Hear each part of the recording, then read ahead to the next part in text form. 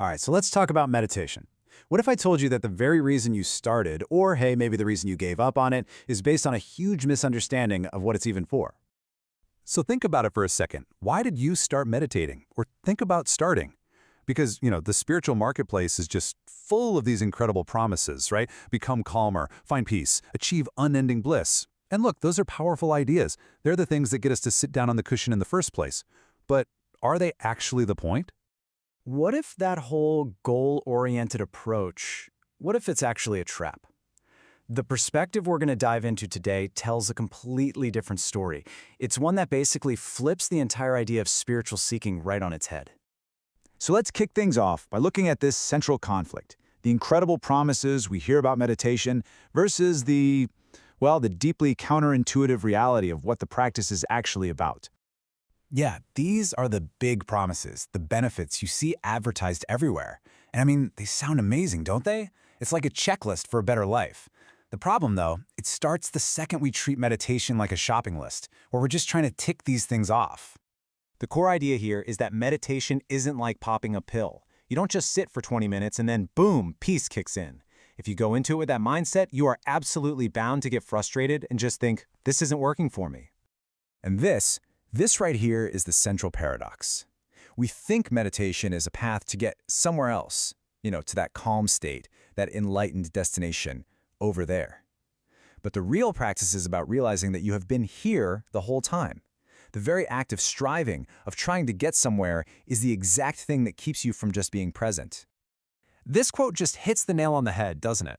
All that effort, all that chasing and trying to get something out of your meditation, it's completely backwards. It's like trying to run toward the horizon. You can run forever, but you're never actually going to get any closer. Okay, so if it's not about chasing goals, what on earth are we supposed to be doing? Well, this brings us to what the real practice is all about. Waking up to the totally mundane, everyday stuff. This is the big shift in thinking. Awakening isn't some esoteric experience, seeing cosmic lights or leaving your body. It's about waking up inside the life you already have. It's about finally paying attention to the very things we normally just sleepwalk right through. And this is where the real practice happens. It's not just on a cushion in a silent room, it's right here. I mean, be honest, when was the last time you actually tasted your food without your mind being a million miles away, or really felt the water on your face when you wash it? These super ordinary, mundane moments, those are the golden opportunities. And that means we have to start asking different questions. Instead of looking for a result like, will I get peace, we just observe what's already here. What thoughts are here right now? What am I feeling in my body? It's a shift from expectation to observation, and that subtle change is, it's revolutionary. Now, even when we have the right approach, our ego is pretty sneaky. It has this way of hijacking the practice and turning it right back into another game of achievement. So let's look at a couple of the biggest traps. Okay, so this leads to a really fascinating idea called spiritual currency. It's basically what happens when our ego stops chasing material stuff, like money or cars, and starts chasing spiritual stuff instead. We're trying to get rich in meditation hours or collect profound visions. You see? The underlying greed, the need to show off, it's all still there. It's just wearing different clothes. And the comparison here is just startlingly direct. Counting your hours in the cushion is really no different from counting the money in your bank account. Bragging about some white light experience? That's the spiritual equivalent of showing off your new car. The ego's still running the show, it's just slapped a spiritual label on it. So, of course, this is the question everyone asks, right? It's the most natural follow-up. If I'm not supposed to be collecting spiritual currency, then how do I measure my success? How do I know if any of this is working?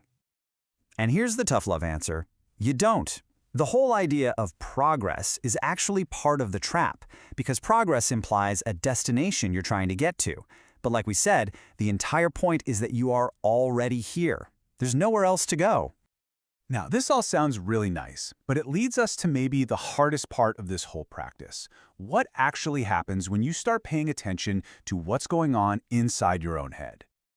A lot of people start meditating and they actually feel worse, more anxious, more angry, more sad.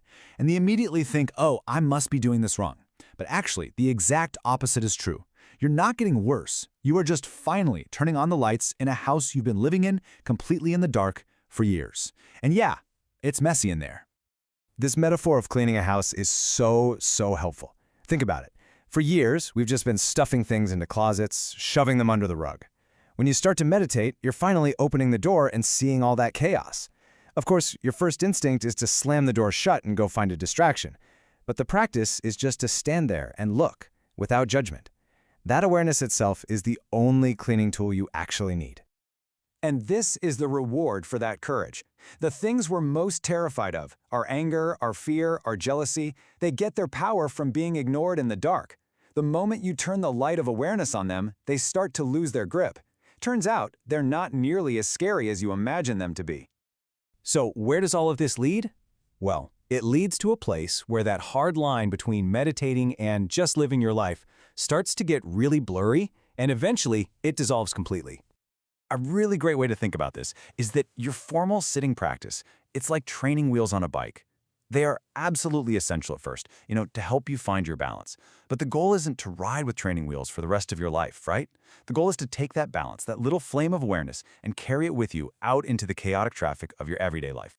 And this is where it all kind of culminates. The practice isn't about learning how to pick the happy jar off the shelf of experiences while avoiding the sad one. The greatest realization is seeing that there is no shelf, there are no separate jars of experience, and ultimately, there isn't even a separate you doing the choosing. It all just is. It's kind of like thinking of life as a dance. The point of a dance isn't to get to a specific spot on the floor, right? The whole point of the dance is the dancing itself. So I'll just leave you with this thought. What if you stopped trying so hard to arrive somewhere? What if the real goal was never to reach the end of the song, but simply to hear the music and start to dance? Right here, right now. Thanks for watching. This video was put together by Prashanth. You are welcome to join him at Living with Awareness, a community for meditators and practitioners of self-awareness in daily life.